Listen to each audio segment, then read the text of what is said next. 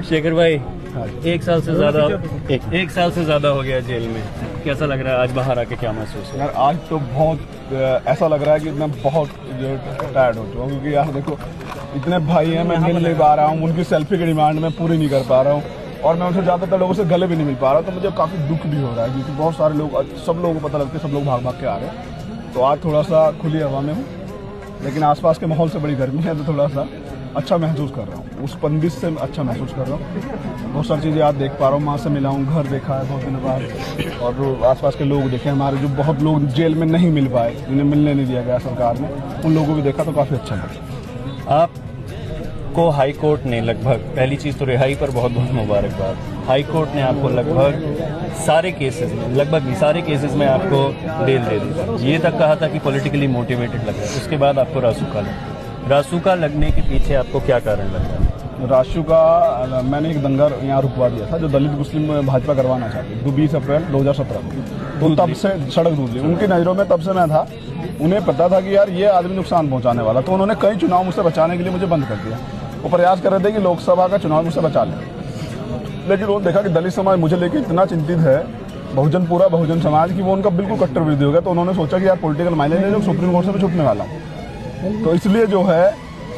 उनको उनकी तकलीफ बढ़ने वाली है। आगे का रास्ता दलित आंदोलन के और प्रगतिशील आंदोलन के लिए, आगे का रास्ता आपके हिसाब से यहाँ से क्या है? क्या ये एक नया दौर, एक दूसरा दौर शुरू हो रहा है दलित आंदोलन का? कि बाबा साहब ने कहा कि 21वीं सदी हमारी है, उस 21वीं सदी को प्राप्त करने के लिए किसी भी चीज़ को आप सम्मान भी चाहते हैं तो उसके लिए भी कुछ संघर्ष करना पड़ेगा ना, कुछ कुर्बानियाँ देनी पड़ेगी, जैसे 2 अप्रैल को दी गई है, तो ये कुर्बानियाँ दी जाएंगी। लेकिन ये नया दौर इसलिए स्टार्ट होगा कि अब बहुजन समाज में के लोग किसी भी सूरत में अपमान बर्दाश्त नहीं करेंगे, स्वाभिमान के साथ कोई समझौता नहीं करेंगे, अधिकारों को लेके रहेंगे, उसके लिए धरने होंगे, आंदोलन होंगे, भूख हड़तालें होंगी, जो कुछ भी हो सकता होगा।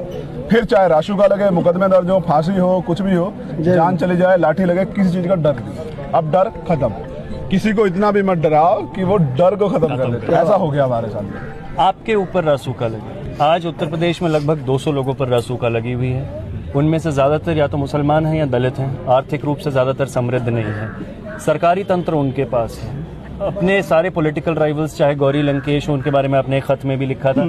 या तो उनको उड़ा रहे हैं या फिर जेल में आपकी तरह आपको डाल रहे हैं और रासुका लगा रहे हैं, और ख़ास करके जो गरीब तबका है, दलितों का, मुसलमानों का, उन पर रासुका।